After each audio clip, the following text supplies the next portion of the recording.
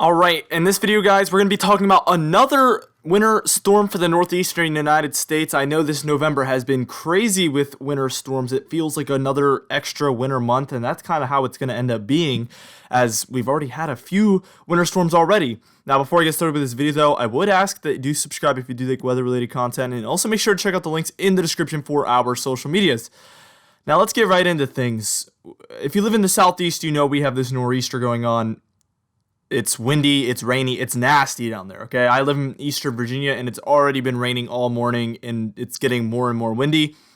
And it's going to continue to get more rainy and more windy as the system stalls out over the mid-Atlantic and southeast coasts.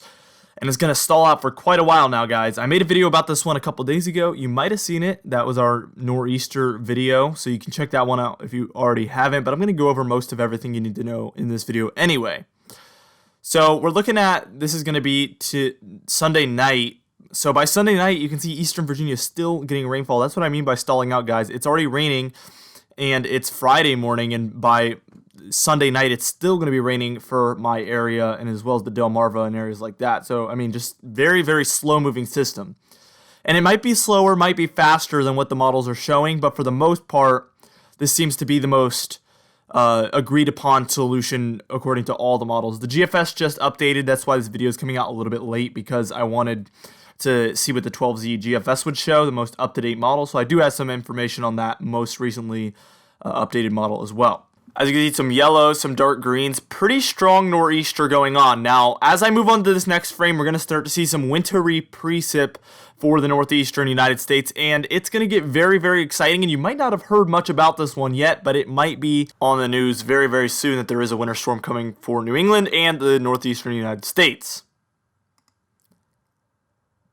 Alright, so you can see we do have some pinks showing up there for New England, upstate New York, Pennsylvania.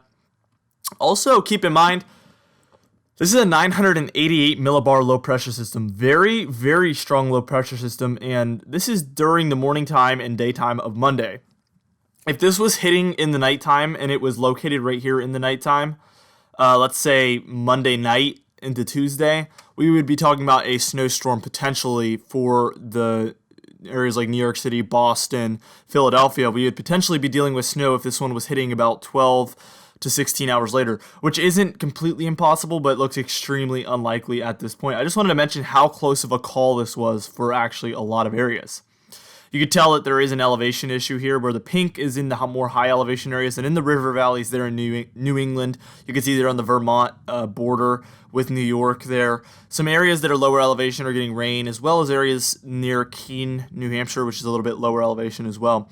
That's where we're seeing more of the rain. And then down in the mountain ranges like the Berkshires, some of the Green Mountains as well, that's where we're seeing the more mixed and icy precipitation. There is a good chance it's some ice with this one, which is going to be a big concern actually, of ice falling. At least it will be before the snow though, not after, because when it's after the snow, we all know that makes a big mess when there's a layer of ice on top of the snow.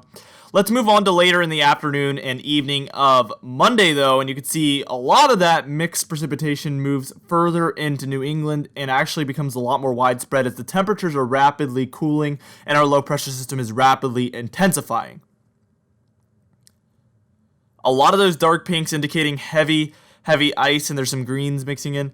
That's indicating to me that it's very, very close call between rain and ice here going on. So it's going to be a very messy storm. You can see our low pressure system is right offshore of Nantucket, Martha's Vineyard, and Cape Cod.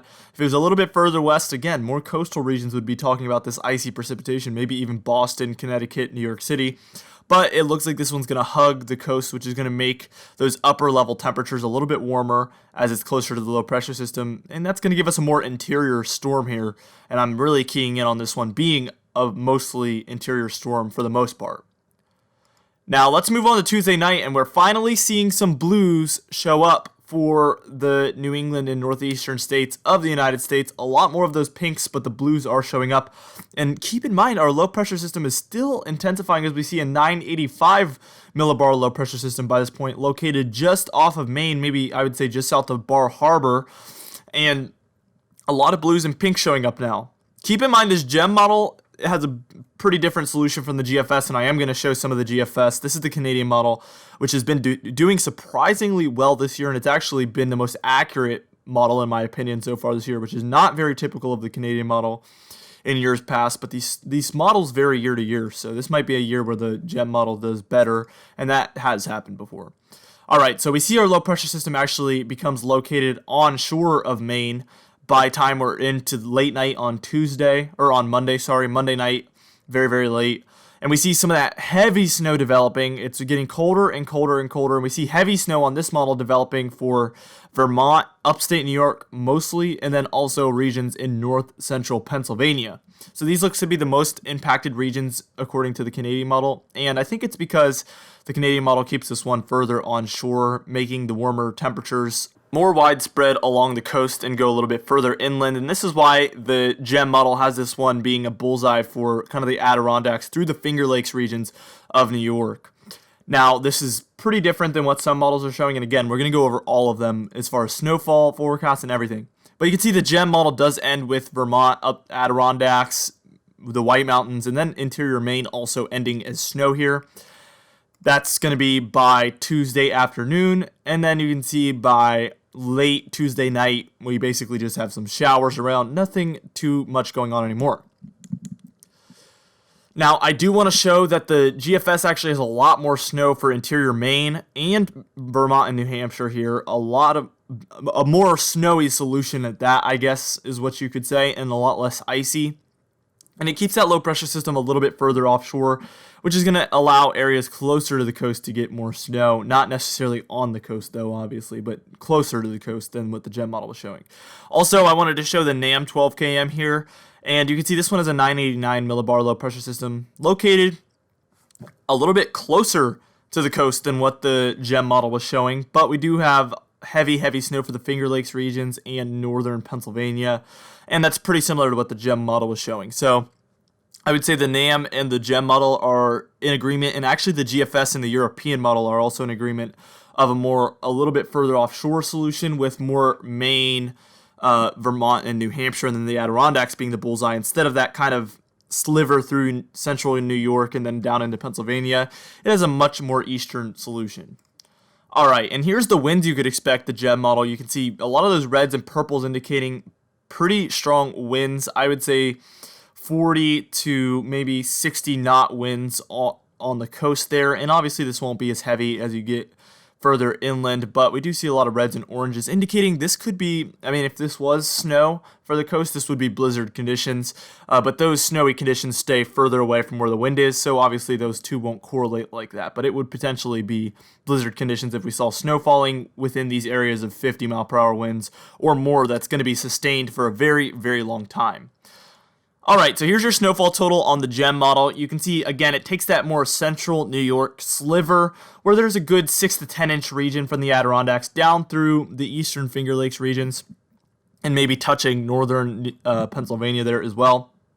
And it's mostly a 3 to 6 inch event there for the White Mountains, Green Mountains, and interior Maine, as well as a lot of regions in Pennsylvania there and New York.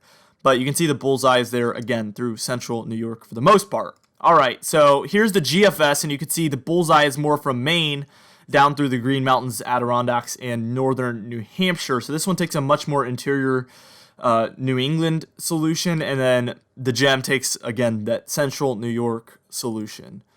And then here's the Icon model. I don't think it's a very good model, but I did want to show all of them. So this one has a much lighter solution, and I haven't really seen this one have much success in the past, so I don't know how accurate it's going to be with this one. But this one would only have a maybe 1 to 3 inch region there, maybe for New England and upstate New York. So hardly anything on the Icon model. Much weaker solution than the rest of the models are showing. Now, again, I can't show the European model, but the European model has a solution that is very, very similar to what the GFS is showing, mostly in interior Maine and then interior New England solution for the most part. So the bullseye being those northern Maine, northern New Hampshire, and northern Vermont regions mostly.